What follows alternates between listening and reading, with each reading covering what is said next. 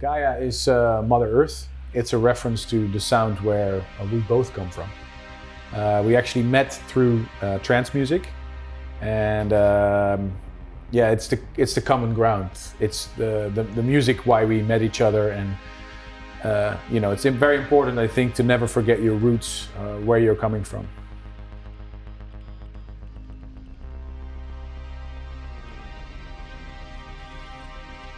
Well, personally, I've always been a massive fan of you know, bands like The Orb, Klaus Schulze, Tomita, Tangerine Dream, Vangelis, Future Sound of London, and I really miss that music nowadays. You know, it seems like it's been something from the past, where I think it's so powerful. Trance music comes from these early synthesizer sounds. You know, Kraftwerk is very important. 808 State, yeah, a couple of those bands. And I grew up listening to that music, and I think I found something in Benno that we clicked on a musical level, because he was also really a big fan of that sound. And it's just funny to see how trance has been evolving over the past 20 years. I mean, when we started, it was totally different compared to now, and there was a story before that as well. And it was just interesting to see if we could combine all those sounds that we already did, that we're doing right now, but you know, to do something where we grew up with. The Moons of Jupiter for me is a monument for the artists that I admire the most, particularly Kraftwerk, The Orb, Speedy J, Future Sound of London, Klaus Schulze, Jean-Michel Jarre, Vangelis, but also we're both pretty big techno heads. You know, Chris Liebing, Sven Vath, you know, we even go to techno festivals together. So I think we both have a techno heart with a melodic background. And we just felt that there's a void right now for that kind of music. It's something that we love, but you don't hear it a lot anymore. There's the odd album that really strikes me. I mean, recently I've really been loving carbon-based life forms and Bicep and that kind of sound, but there's never really been an homage to the early 90s when the sound we now call trance was born. You know, Jam and Spoon, Oliver Leap, yeah, you name it. Those guys spring to mind, and for me, Moons of Jupiter is the next step in the GAIA project. I mean, GAIA comes from trance, but I think I want to show my diversity as a musician. And I think it's almost, I mean, the GAIA stuff for me fuels all the other Armin van Buuren stuff that we're producing. But the funny thing for me is that as much as we like the techno beats as well, I've never managed to make a proper techno record or whatever you would call it, just to have the beats like that and to have a simple melody. Up till now it didn't really fit. So from my perspective, it took like 20 years to get to this point that we finally can combine those things as well. I think the GAIA project is quite bold, to be honest, because we don't want to answer to anybody. We don't do collaborations. We don't have no vocal tracks or featured vocal singers. We don't want to do remixes as GAIA, at least for now. In fact, we completely destroyed the concept of making an album. We did it in exactly the opposite way. So normally you would go into the studio, you would write an album, and then you would mix it and master it, and then you would decide which singles you're going to promote, and then you would go on tour. With GAIA, we did it completely the other way around. We went on tour before we finished the album. Actually, there was no album at all. There was no album. We could not even, our production team, we could not even give them a proper listen as to what they could expect. There was no music, there was just loops. Yeah, we had to write it down. And the first time that we did it was in Paradiso. And that was pretty much fun, because then for the first time we heard what we did. we even didn't know what it was going to be. And then afterwards we had the time to make it a proper album. So based on the reaction of that first show that we did in Paradiso, we made the album, because we felt the music And there was some sort of a natural sequence of the loops that we created. So what we did was 100% live. There was no arranged music like you would do as a DJ. So it was very exciting. It's probably one of the most exciting things I've done in my career, because it was very, very scary, but very pure. To say the least, yeah.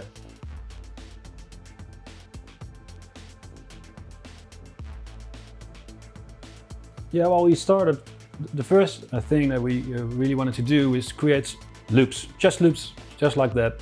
And then we thought, let's do it, make it as simple as possible, put it in hardware, and just pick the essence of it. Just a couple of loops, a couple of synth layers. And that's what we did. And then we could control those, say, okay, we want to filter them. We want to have the beats away, and we want to have more melody. We want to have more verb. We want to ride. We want to clap right now. And that was the exciting part. Benno bought joysticks from a Chinese manufacturer, and like a computer game joystick. And you remove the inside, the spring from the inside. So you had A, B, C, and D, which you can manipulate. Yeah, in that sense, it was. I always had a dream, because I did some live things in the past, but it always felt a little bit, you were stuck in just what you were having.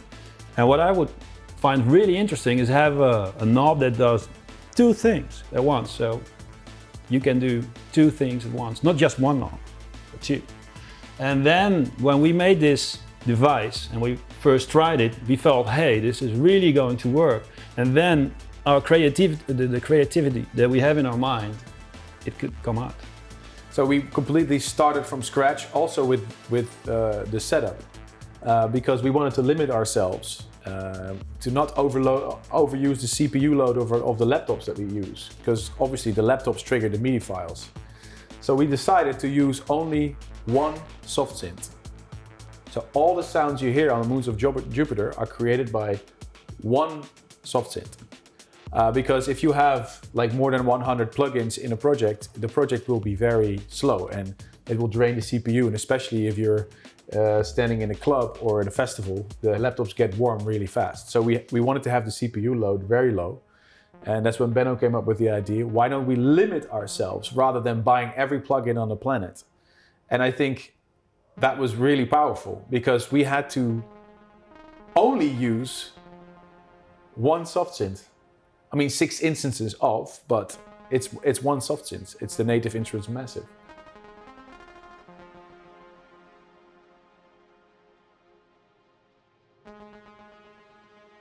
I think the main, the thing that's the most hard is to see what clip is actually doing what kind of layer is behind it, how are we gonna bring this to the audience and bring it to ourselves. And then we have the play that we are playing. I mean, he is doing things that I don't know. We didn't study anything. We didn't prepare. Obviously, we know what we're doing. We don't have a backup. We don't have a backup, and we kind of know what we want. I mean, I can see that when he's doing certain things on a certain knob, I know, okay, in like 8 beats, he's coming back with the kick. And then I know, okay, then if he's going to do that, then I'm going to give it a little bit more space, give it a little bit more filter open, more melodies. And if we feel the crowd's really digging a certain vibe in a track, we can extend it and play with the crowd. Yeah. And that's so much more exciting, creating music on the spot, live for the audience.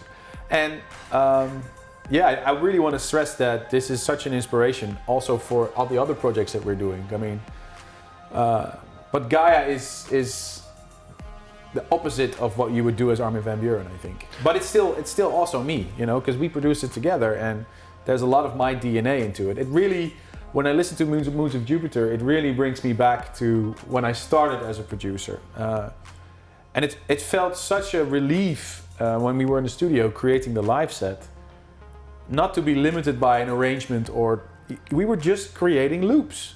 And loops sounds very, I mean, when you hear the word loop, you think of 4 kicks or 16 claps, but a loop can also be a very long sequence of strings or a big melody that is evolving, you know. But by having loops, I mean, already the big classical composers like Ravel and Mozart already knew that the power of repetition, and that this is what we want to express and experiment with GAIA. It's a melodic album. But it's a journey. GAIA is Mother Earth, and we're taking you to the moons of Jupiter. It's another planet in the Milky Way of Armin van Buuren.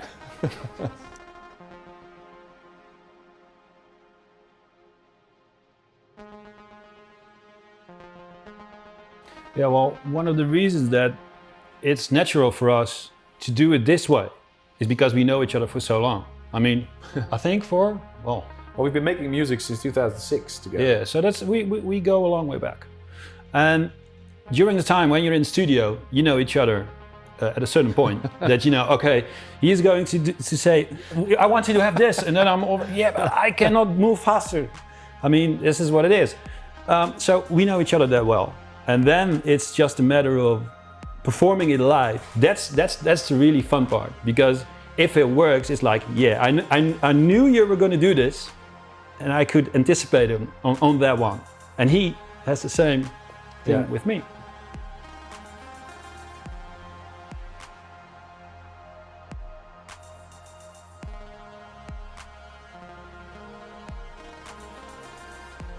Maybe, yeah. I've always been a big fan of space, you know. I was a nerd growing up watching Close Encounters of the Third Kind, 2001 Space Odyssey, Star Wars. I've always been a massive fan of space, and I think trance music in space for me has always been, you know, it's been a big role, in my life. And I've always dreamed of doing a concept. I had the idea for doing a Moons of Jupiter kind of project for a long time. And then I discovered that Jupiter has 67 satellites. And I thought, that's amazing. Why not make a journey that stops at some of these satellites? The fun part is also that these all have different diameters, different, some are rough, some are round, and so we were more free to actually experiment sound-wise as well. We could say, this is a real rough moon, so there you go. And we could do it. Yeah.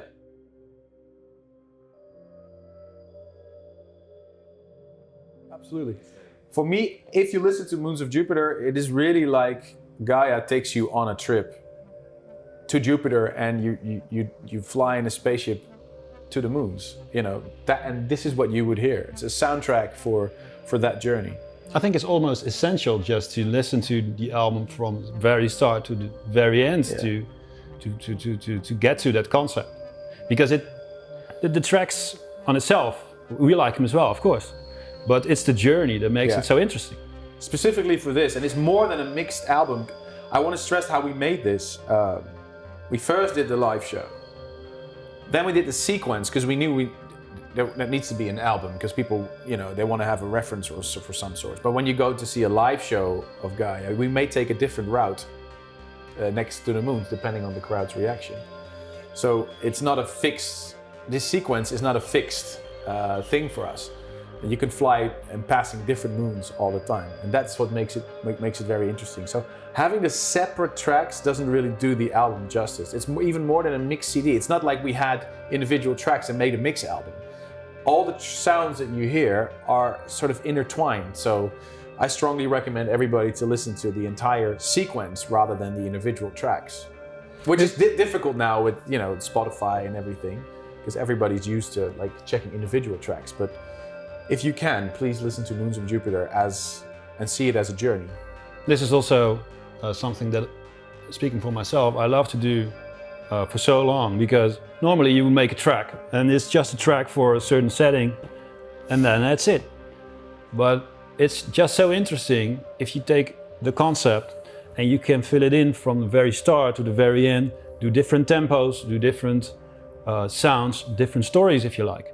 Then it makes it more interesting for us as artists to express what we think is, well, I could not even call it trance or techno or ambient. I don't know what it is. It's all of that, actually. Yeah. That makes it so interesting. I felt an enormous amount of freedom creating Moons of Jupiter because we didn't want to make trance, we didn't want to make non-trance, we didn't want to make techno, we didn't try to stay away from techno, we didn't want to make down-tempo, nor did we want to stay away from down-tempo. We didn't want to limit ourselves, we just wanted to go into the studio without any prejudice and create music that we felt came from us, like without any expectations, certain tempo, nothing. The only agreement that we had was the limitation in sense of the 6 synthesizers, the 2 live synthesizers, and the sequencer.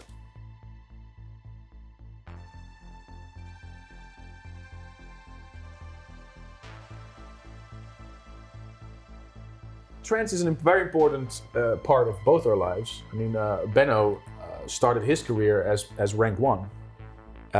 He's had a massive amount of success with a couple of the tracks that he's done, and he's worked with a lot of different people as well. We're not exclusively working with each other, but we just have, I don't know, a click in the studio, common ground. We don't need 2 words. We think the same usually when we hear a track. Having said that, though, we really complement each other because I don't know. It just feels like when he's thinking this, I'm thinking that. And sometimes I'm stuck with a track and he continues it, and then like, oh, and then it's just like he's the second part of my brain sometimes. But actually, some of those tracks are actually certain parts that he did while being on the road, and that I did somewhere else. And then we came together, and some of those things, they didn't were interesting enough on its own, but then we combined with all that we done together, and then it worked out. It was really interesting to see how that worked. Yeah, sometimes I just was working on GAIA stuff, and we had the agreement not to arrange anything. We were just making loops. And sometimes I just had a kick, or I just had a loop that I loved. That was the only thing that remained from 1 hour on my laptop, looking through different libraries, or manipulating sounds, or fiddling with Native Instruments Massive, or tweaking the Arturia or Virus synths. And you just find a sound like, oh, this is an amazing. I played it to Ben and I was like, oh, I have an idea for it. And then I just feel like the whole Moons of Jupiter project didn't cost me energy in the sense of, when you're creating a track at home and you stare at your sequencer, there's always this moment like, oh, I have to arrange it. Oh, I have to build this snare fill. And I have news for you. I think this is the first electronic album that doesn't include a single snare fill, or a crash, or a reverb kick, or a reverse noise. None. On the entire Moons of Jupiter album, there's not a single snare fill. That's quite bold. Well, it's true though. It's true.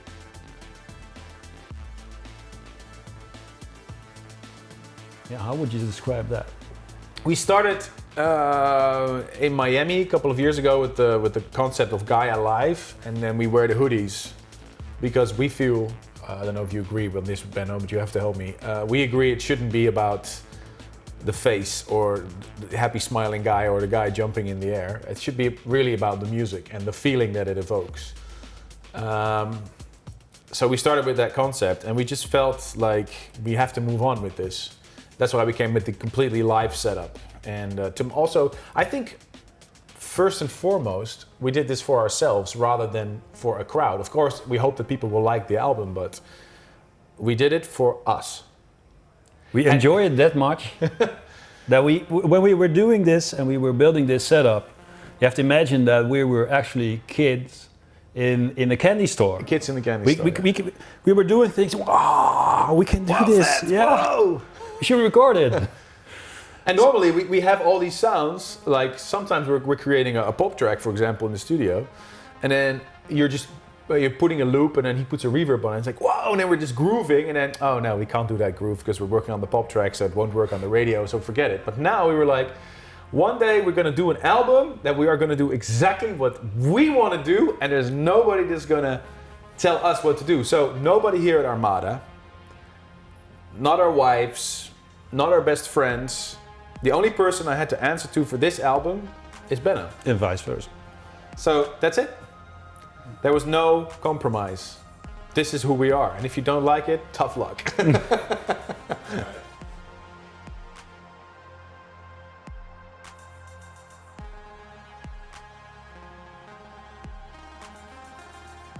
Yeah, we thought it would be interesting because it was really hard to tell the guys, oh, we're going to do this track and it sounds like this. So, okay, well, what we're going to do then? So then we came up with the idea, since we have MIDI loops, since we have MIDI triggers, why not use them? I mean, if you go to a big stage, a lot of the things are actually triggered by MIDI. So we thought, okay, just send out the things that we have, see if they can do something with it. And at first it was one big bulk of MIDI data. But then we decided, okay, we're going to use this and that's actually what triggers the visuals, what triggers the lighting. So, well, we're sound guys and visual guys right now, in a way. I also noticed that the team, my team that I normally tour with when I do my big shows, they're also involved in the GAIA project. And I just felt a whole new energy with my team when we started doing the GAIA project. Because honestly, it felt like I was going to a new university or to a first date, or because everything I knew before was gone. We just started from scratch, and my team got so excited that they actually wrote software to use the MIDI triggers that we send out, and we didn't even know it was possible. So Benno was in his studio most of the time, not even making music. He was soldering. He was soldering equipment together. Yeah, it's another hobby. I mean, you have to have hobbies. I mean, we make music; it's our hobby, but it's also what we do a lot. But part of the setup that we have is custom made for GAIA. So that's equipment that no one has. But this is also because if we're in the studio most of the times, we feel limited in a way. We have dozens of controllers, we have dozens of hardware things. But we felt it would be nice to have just certain things that we can touch on, and that actually does what we feel is very important to bring a track, and that's those joysticks. But it's also, for example, we have a device, and then you can say, okay, I want the kicks there. You can mute them, you can add them, and it's just a touch of a button. And normally you would have to go to the mouse, click to a certain clip or whatever, and add those bass drums to get the sound. Now we have it on our fingertips. So we add, for example, if you see us, we program the drums live. So for example, there may be a kick, but then the closed hat or the claps or whatever, we trigger them, we put them live in the sequencer on the spot. So, and we can't save that. Every show we do, we need to do it again, and then we won't do it the same. So you're sure that every GAIA show you're coming to, Moons of Jupiter show, will be different. It has to be, because we didn't record or pre-program anything. It's just the loops that we have.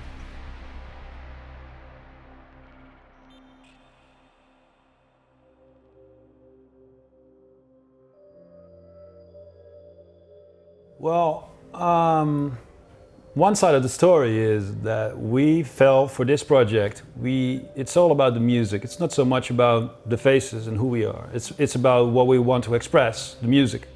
So we thought it would be cool to have a sort of that kind of thing that hides our faces. And but also it reminds me a bit of like Star Wars kind of atmosphere, you know? It's yeah. Well, you know, you know how they say that the dance floor is the new church in a way.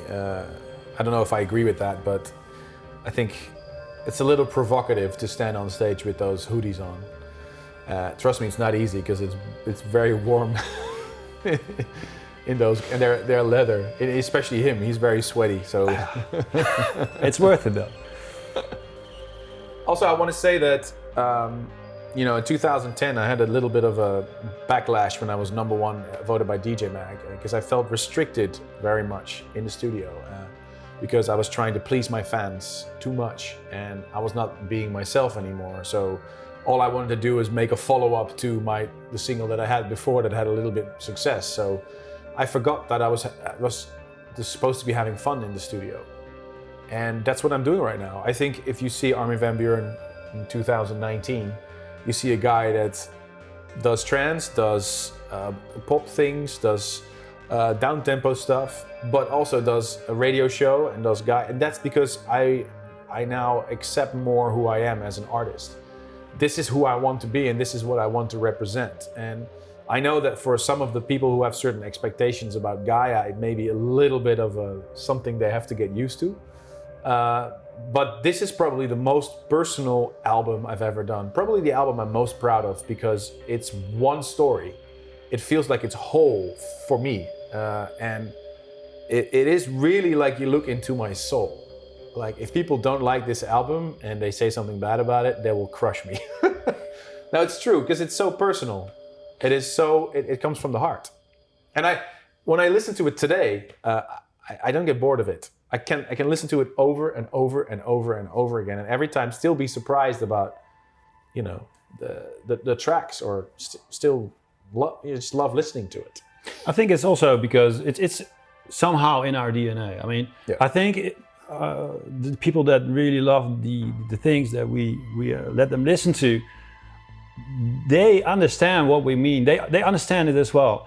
And that's just it's just so powerful to see that those sounds, it's either in your heart or it's not. I don't know if I may say this, but of course I hope that a lot of people will love this, because I personally feel, I mean, as rank 1 I did a lot of trance thing in the past, and but still this touches that same essence for me. I mean, I like to go to techno festivals, and I like Chris Liebing, for example. I love those beats and I love those type of sound. And it was just so interesting to see if we could just touch it a little bit. I mean, it's not that, but because it's way too melodic, I guess. But those melodies, I think that's the big part. Those melodies, they touch our souls. Exactly. I mean, they're very simple. Very simple. Very simple. But it's the way they evolve. Well, it brings us in a sort of a trance, basically.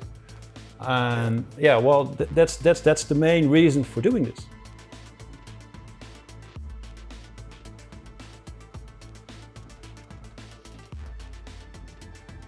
Yeah, well, the one of the things that we really wanted to do is, in this story that we're telling, to start really minimal.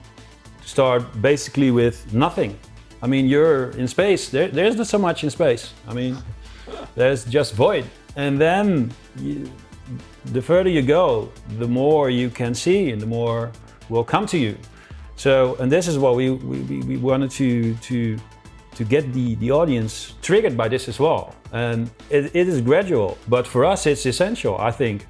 I mean, if I listen to it again and over again, we had to check those masters, and every time we had to go over this album again, and it didn't bore us. And that was, how many times did we listen to it?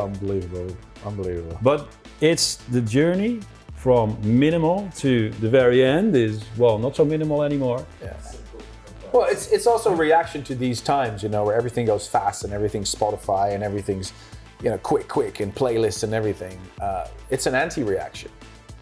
We want to take people to a different place of the universe and show them how beautiful it is. Come with us to the moons of Jupiter and we'll show you how beautiful it can be if you open your mind to it. And of course, I understand that the people that listen to the older GAIA tracks will be somewhat surprised, hopefully in a positive way.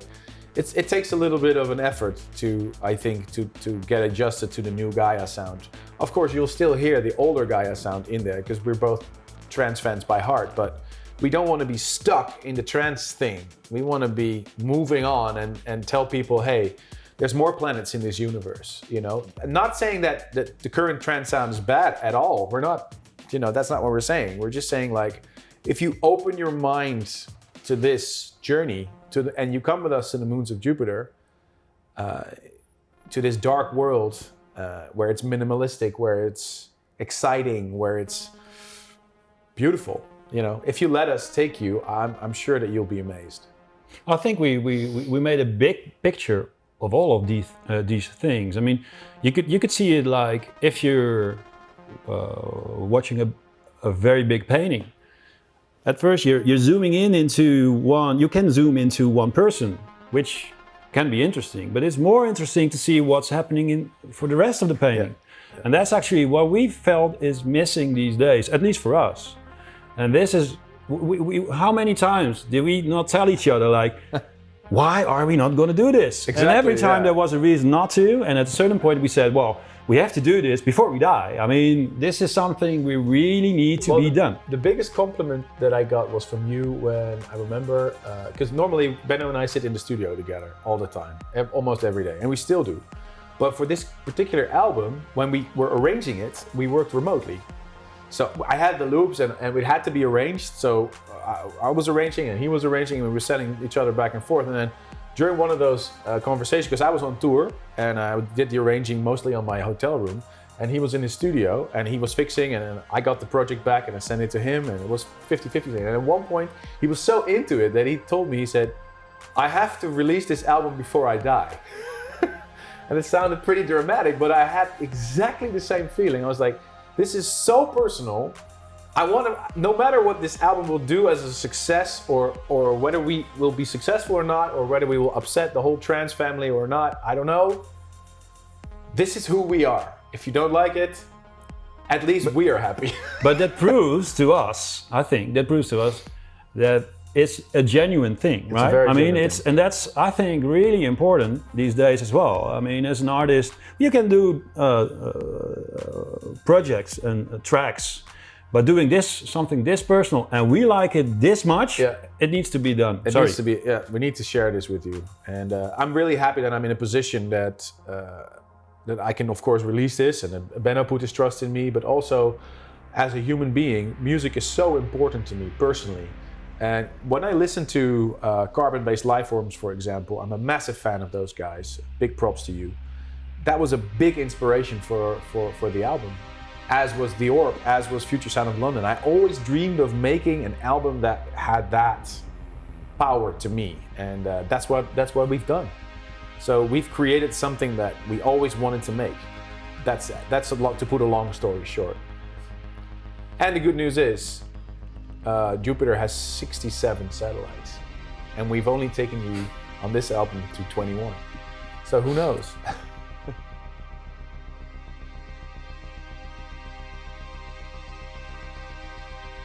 Well, one of the things that we really needed to do is to have a big rehearsal somewhere. We couldn't take the risk, just to be on stage somewhere and that our production guys don't know what they could expect. I mean, we had to connect our stuff. So that's why we rented a venue, and there we could just try out things, see if it works, because we had an idea, okay, this must work, but it must work on stage as well, and that's why because we're not the only artists. I mean, of course, we're the two guys on stage, but the visual artists that are in front of house are equally adding to the show, because they interact with us and they get the MIDI triggers, and so the show is not only based around us or the equipment that we use and the stuff we create live, but the sound guy and the visual artist, the light guy, they're extremely important. They're just as much, they could be on stage with us, but of course they have to be in the back because they have to see what they're doing. So it's a special stage setup that we hope to bring all around the world. When we decided to do the Moons of Jupiter project, actually I was also motivated, of course, by Benno's enthusiasm and excitement, and he had some ideas about the equipment that he wanted to create and wanted to use. So we started testing with this equipment already in his house, in his studio. And I said, well, learning from our Armin only shows, I know you can never do an important show like that without having a proper rehearsal. So we booked a big concert venue in my home city of Leiden, and we were there for a couple of days just to do the actual show. We recorded those sets, and those sets are not identical. They're completely different. So one set was an hour and a half, the second set was 2 hours and 20 minutes. And then it was really motivational also for my crew, because the visual guys, they get different triggers. But they were so happy because now they could look into our session and see what we were actually doing and interact with that. So what you see happening is an integral part. So that made a lot of sense for us to do it this way. We're doing something new, we're doing not something that someone else has done before, and that just feels exciting. Yeah, but that was the most exciting part was the very first time that we pressed play. I mean, you have to imagine that we only had loops, right? We only had some equipment that we just soldered, and we connected it, and the very first time that we even tried to make something, we were like, oh man, this is hard work. Yeah, it's hard work. Is this ever going to happen? And this was just 4 days before this big rehearsal. So we were like, oh no. But then we felt like the pressure of doing it and being on the spot, then you get into the zone. I mean, if the setup would be here and just turning the knobs isn't gonna work, you have to be in that zone. Yeah. And that's what's the real fun part. And that's why we also did this rehearsal to be, you know, we invited friends to see, to have the experience. Yeah, and it worked. Yeah, we did a show just for our friends and the management and a couple of people that we knew. I think 30 people, even my parents. And we did it at like a full volume in Leiden, my home city. Which was pretty scary for 30 people. Very scary, but then we were done, and then it was kind of a round of applause, and then we looked at each other. Did you like it? And then our manager said, yeah, we liked it, but what is it? What is it? What is it? They tried to wrap their heads around it, and we looked at each other like, what do you mean, what is it? It's GAIA. Oh, the thing is, and I want to stress this out, I mean, what we actually did there was doing the album, and an album is something different than you might do on stage. This is why we did the album, because most of the times when you are on a stage, you're limited. I mean, there's a DJ might be playing before you, and then it doesn't make sense to go from ambient to hard techno, for example. But then we felt the opportunity to do it, and this is something that for me was really, how do you say it? It was something that I really wanted to do, and it was so fulfilling. It's producing live on stage. Yeah. Like for example, if you have a groove going, we have some amazing kick drums and bass lines and loops and whatever not. And sometimes if you feel that the crowd is really digging that groove, you don't really want to change the groove, but maybe you want a different melody on top, because otherwise it gets boring. So the idea behind GAIA is also to manipulate what we're doing based on what we feel that the crowd is responding to. So we may have a loop that we really like, and we just, you know, keep that loop running and go into the next track. We may up the tempo, and we may go down with the tempo. Everything that you think of is possible. We just made a setup, which for some people may be very difficult to understand, but for us is a very logical setup. But the fun part for me as well is that we can bypass each other. Yeah. So, for example, I would have a knob that filters all things out that he wants to put in, and vice versa. Yeah. And this we actually had some unexpected things that really worked because of that. Because you never know what's going to happen. Yeah, it's a little garden of experimentation, and I think the only way that you can keep music exciting for yourself is if you stay that little kid in the studio. And right now, there's so much possible, you know, with modern day equipment and with the DAWs and I think it's just a matter of limiting yourself rather than expanding. So we consciously chose our favorite DAW, our favorite soft synth, and our favorite analog synths and equipment. Benno always said to me when we were producing in the studio, I want to have one knob right here next to my coffee cup where I can control the filter and the reverb. Why doesn't it exist? He said that, I think, maybe 100 times. So I always told him, build it. And at one point he was like, you know what? I am gonna build it. So he created equipment that didn't exist and that we're using right now for the GAIA show. And it makes total sense. I mean, probably some manufacturer watching will probably try to copy it, but it doesn't matter. As long as we can use it on stage and manipulate what we're feeling. And it's so great to have that possibility to really steer the journey, because you come in our spaceship and we're taking the journey. We're passing Io, we're passing Europa, we're passing Temisto. We're going on the journey. Just join us and just let us take the wheel, and we'll steer you to the right direction.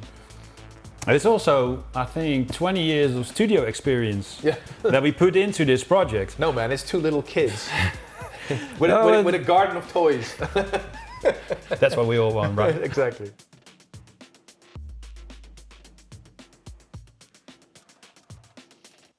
Well, Benno doesn't want to tour that much. Otherwise, he would have been a DJ. True that. Which is fine. We both have kids, and he just decided to be more at home, which I can totally understand.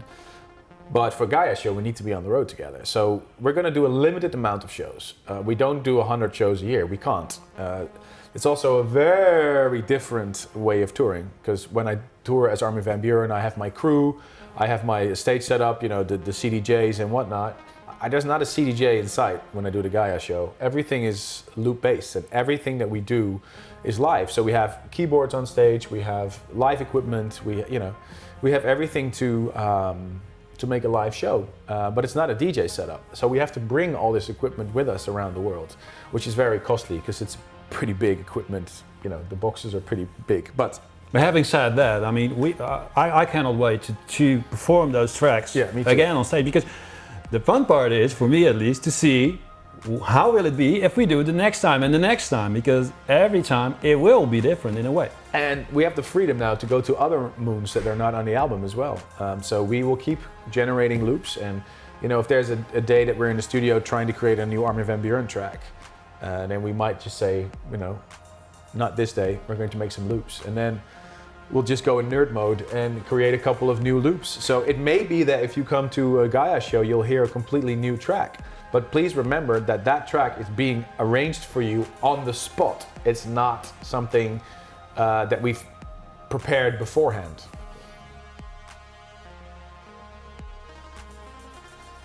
Well, one of the things that makes it interesting, this project for me as well, is that finally I can put my technical, nerdish me into this project as well. I felt that we needed some more control than was possible, and well, you can buy almost any controller, but there wasn't just not the controllers that we wanted to do with 20 years of experience studio time. So we thought, let's build it. And I have a background of, well, I'm a amateur electronics guy. I mean, it's just so much fun to see what you can buy these days. Just little things of 30 euros, and they're computers. And actually, it's a bit scary because we go on stage for thousands of people with self-built equipment. It could be stuck. I don't know. I mean, we wrote some software for it, and perhaps it doesn't work, and then we're all of a sudden it doesn't work. But we took the risk, and it pays off, because now we finally can have our ideas that are in our heads for so long. Yeah, sure. We can put it out. No warranty. Well, thank you for buying this controller. What's the warranty like? I mean, you don't get any warranty at all. Hey guys, I'm Armin van Buuren. Hi, I'm Benno de Goeij. Let us take you on a journey to the moons of Jupiter as GAIA. This is something that we wanted to create for a very long time. Our most personal album yet.